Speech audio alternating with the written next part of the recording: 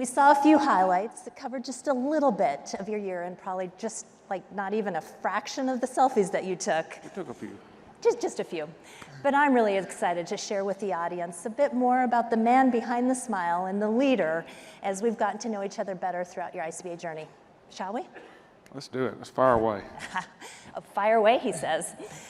So let's kick things off in a ICBA tradition with a few light-hearted questions, and then maybe we'll turn up the heat a little bit and reflect on your takeaways from your year as chairman and your travels throughout the state representing community banking.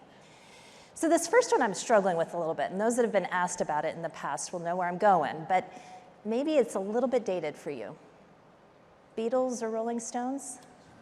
Yeah, I would say it's dated for Lucas and I. It'll be fine for Derek next year. Sorry, Derek. I set that one up. I don't have enough wisdom here yet to know what they sing, so I apologize. I was thinking maybe for my age group it should be more of Nirvana versus Guns N' Roses. Well, I was going to do like Backstreet Boys or NSYNC, you know. Oh, yeah. Yes. Yeah, if you were in the room last year, clap your hands. So, y'all know that my good friend Bob Fisher set me up before I took the stage with a little Bye Bye Bye by NSYNC. So it ain't no lie, I got to go with NSYNC. Oh, that's a perfect picture too. Yeah. Oh my goodness, look at that. Okay, movie or book? It's got to be a movie. I'm not much of a reader unless it's community bank focused issues. And I seem to read those, nothing else. The American Banker, like before Yes. It's printed sometimes, Yes. I think. Yes. Cheeseburger or pizza? Cheeseburger made on my own Blackstone, given to me by John Ramage, that was intended for someone else. Thank you, John. I happen to know that story. Okay, and I also happen to know this man's a fantastic cook, so that cheeseburger's got to be fantastic. Okay, climb a mountain or skydive?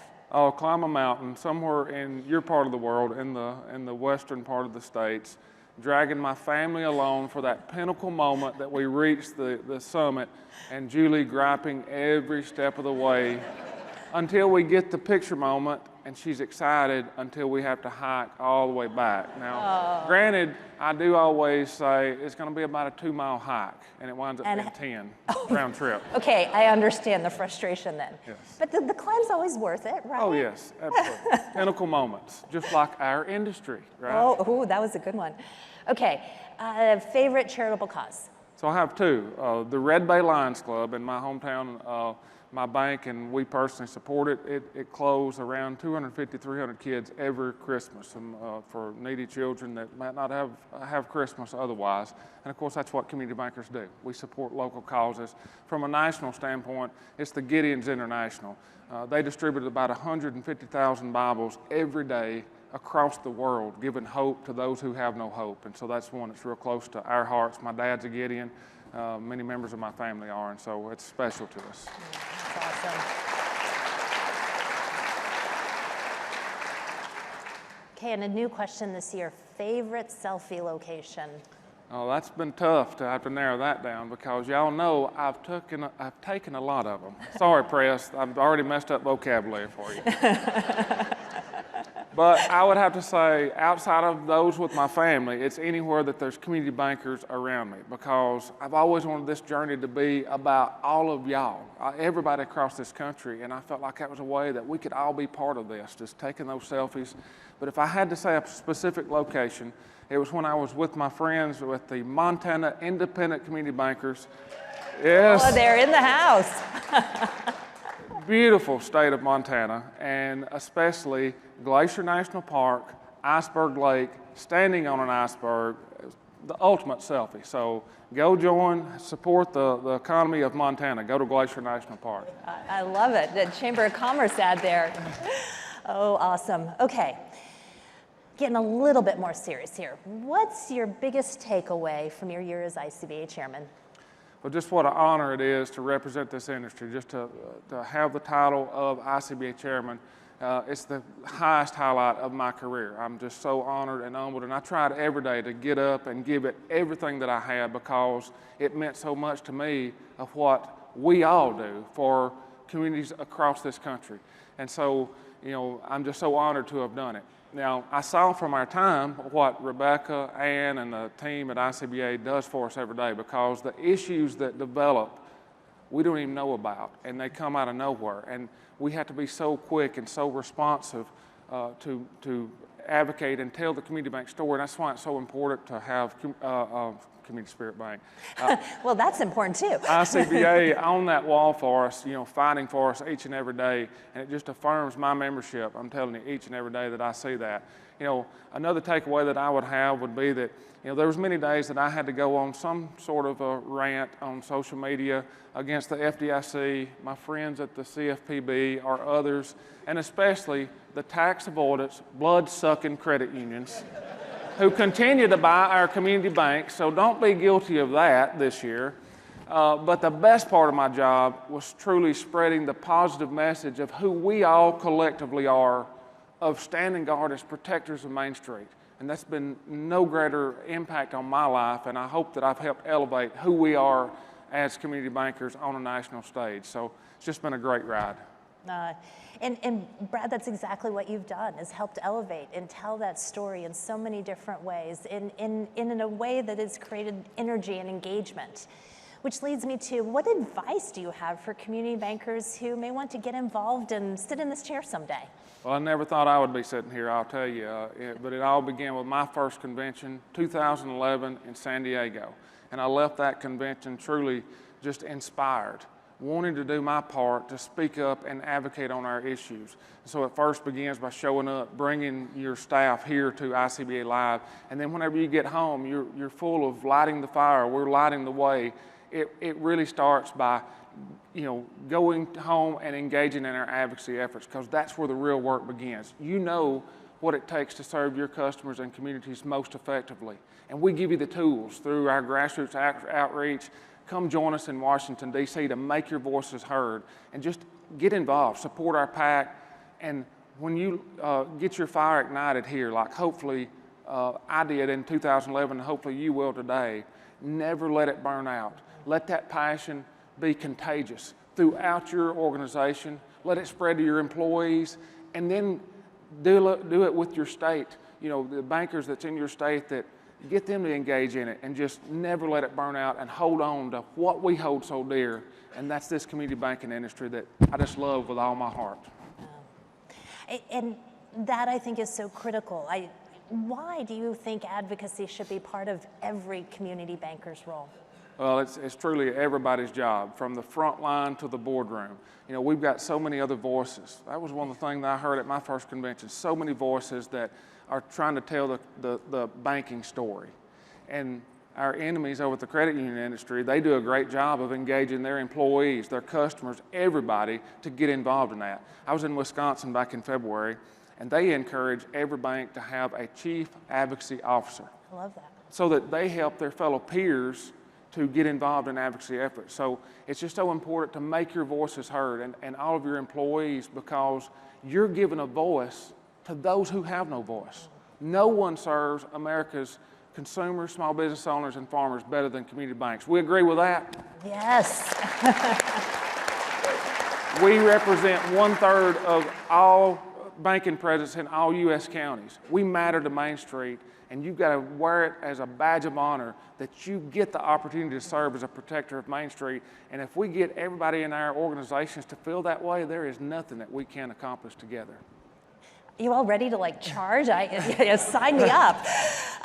So a big part of continuing to be that protector of Main Street is preparing the next generation of community bankers. And I love how you have spent so much of this year talking about ensuring that that future is bright with the next generation. What advice do you have for everybody here today in terms of educating their staff and cultivating that next generation of leaders? Well, you know, this has been a big focus of mine, whether it's in written word or spoken word, is I truly believe that we must keep community banks independent for the next generation. And one of the ways that we can do that is by training up the next generation of leaders, or what I call community continuators. those people who you will select to lead your communities and your community bank for the next generation of customers. And so the way that we do it, I think, is through Community Banker University.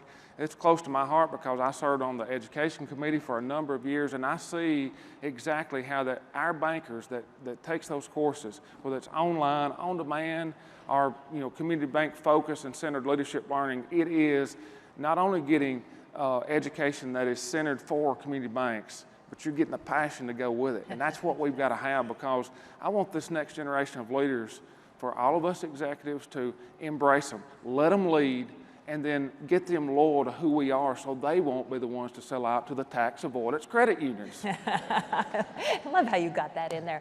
It's almost like a recipe and all the ingredients to succeed, which obviously also includes innovation as we think about what we're doing. So what advice do you have for bankers when it comes to innovation and cultivating a culture of innovation at their bank? Well, the great thing about technology is it is the great equalizer for our industry. We can have the best tools in our customers' hands, but what's better, we've got the relationship to back it up. I guarantee you, everyone in this room has customers that can call them on their cell phones if that app's not working, if that debit card's not working. So it is so powerful to have the best of those both worlds, and that can only come from community banks. Now, my dad told me years ago, if ICBA puts its name on a product or a service, you better believe that it's going to be one that's in the best interest of community banks. And so with our innovation footprint and ICBA's reputation on the line there, of vetting companies through our selection committee panels, through our Think Tech Accelerator program, it's just a phenomenal win for our banks and our customers. And I'm so excited for Charles and Kevin and you to bring that in-house in Atlanta for year-round programming. It's truly going to help us continue to just step up our game to serve our customers most effectively and most efficiently. That will truly be a game changer. It's just something we all need to embrace. It's exciting times for sure. Okay, so you've had a year as chairman, you've traveled the country, you've engaged. I'm hoping you have the crystal ball and can tell us a little bit about where you see the industry going. Well, I have nothing but hope and optimism. And I hope I don't get emotional, because my travels across this country, at the Capital Summit, at this, I see community bankers who do the same thing that I do, just serving their customers with the same relationship-focused manner that I do. And I'm telling you, you inspire me every day to come back and give a report to Rebecca. This is what's going on the ground. And you need to always understand that we're a member-driven organization, and we serve you, and we hear from you to hear how we can better advocate for ourselves in Washington, D.C. And so I would just say that I'm just full of hope and optimism because of the power of our reputation. It is second to none. Congress respects it. The regulators respect it. Everyone respects who we are as community bankers. But that's why it's so important that we stay collective as a one mission focus only on community banking. And that's what ICBA provides for us. And so as long as we stay together like that and hold dear that when we speak for community banks only. And when we speak for community banks, we speak for those millions of customers that we serve, again, who have no voice. And so I'm just so thankful for this organization, for what Rebecca and her entire team does every day. And I know that we will accomplish great things because of who we are and because of who we serve. And with that, I just want y'all to know how grateful I am to have had this opportunity to be chosen. A rural country boy from Alabama that you probably can't understand half the time.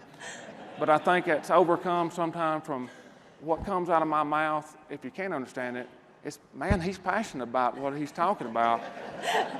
Because I just truly love what we stand for. And we truly make a difference across this great nation of ours. And I just couldn't be more grateful for this opportunity. And it's not over with. I will continue to support Derek. And he's going to make a phenomenal chairman. Got a good lineup coming after us. Obviously, we got the best leader in the nation.